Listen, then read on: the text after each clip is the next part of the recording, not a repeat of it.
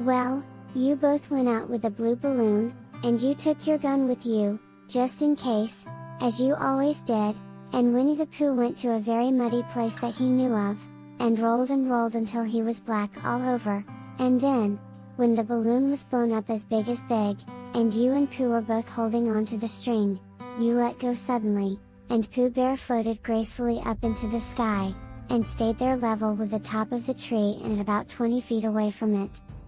"Hooray!" you shouted. "Isn't that fine?" shouted Winnie-the-Pooh down to you. "What do I look like?" "You look like a bear holding onto a balloon," you said. "Not," said Pooh anxiously, "not like a small black cloud in a blue sky. Not very much." "Ah, well, perhaps from up here it looks different. And, as I say, you never can tell with bees." There was no wind to blow him nearer to the tree, so there he stayed.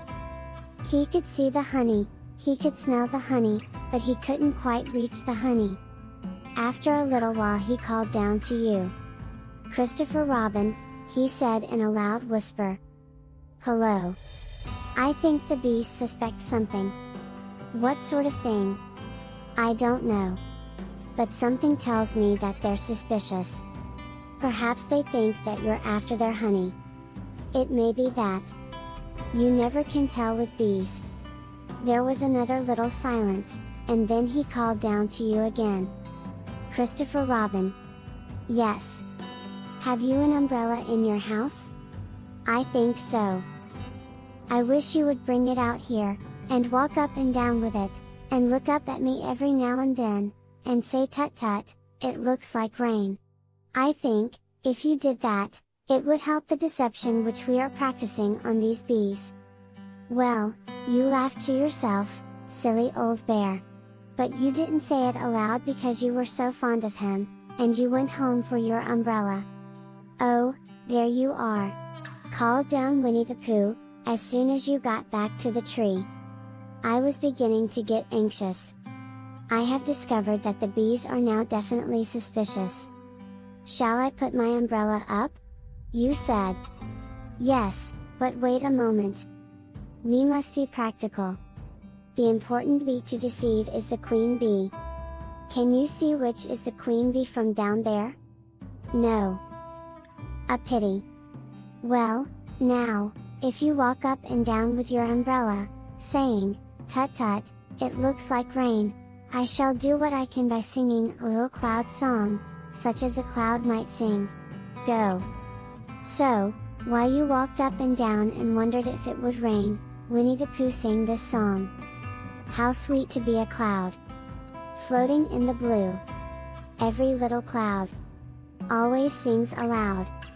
How sweet to be a cloud, floating in the blue. It makes him very proud to be a little cloud." The bees were still buzzing as suspiciously as ever. Some of them, indeed, left their nests and flew all round the cloud as it began the second verse of the song, and one bee sat down on the nose of the cloud for a moment, and then got up again. "Christopher Owl. Robin," called out the cloud. "Yes. I have just been thinking, and I have come to a very important decision. These are the wrong sort of bees." "Are they?" "Quite the wrong sort. So I should think they would make the wrong sort of honey, shouldn't you?" "Would they?" "Yes. So I think I shall come down." "How, oh?" asked you. Winnie-the-Pooh hadn't thought about this. If he let go of the string, he would fall bump, and he didn't like the idea of that. So he thought for a long time, and then he said, "Christopher Robin, you must shoot the balloon with your gun." "Have you got your gun?" "Of course I have," you said. "But if I do that, it will spoil the balloon," you said. "But if you don't," said Pooh, "I shall have to let go, and that would spoil me." When he put it like this, you saw how it was, and you aimed very carefully at the balloon, and fired. "Ow!" said Pooh. "Did I miss?" you asked. "You didn't exactly miss," said Pooh, "but you missed the balloon. "I'm so sorry," you said, and you fired again, and this time you hit the balloon, and the air came slowly out, and Winnie-the-Pooh floated down to the ground. But his arms were so stiff from holding on to the string of the balloon all that time that they stayed up straight in the air for more than a week, and whenever a fly came and settled on his nose he had to blow it off. And I think, but I am not sure, that that is why he was always called Pooh. "Is that the end of the story?" asked Christopher Robin. "That's the end of that one. There are others. About Pooh and me. And Piglet and Rabbit and all of you. Don't you remember?" "I do remember, and then when I try to remember, I forget. That day when Pooh and Piglet tried to catch the heffalump. They didn't catch it, did they?" "No. Pooh couldn't, because he hasn't any brain. Did I catch it?" "Well, that comes into the story." Christopher Robin nodded.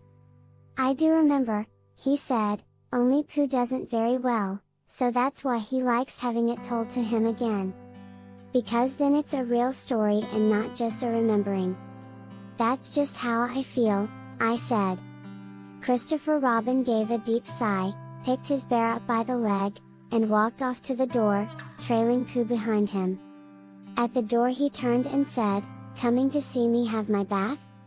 "I might," I said. "I didn't hurt him when I shot him, did I?"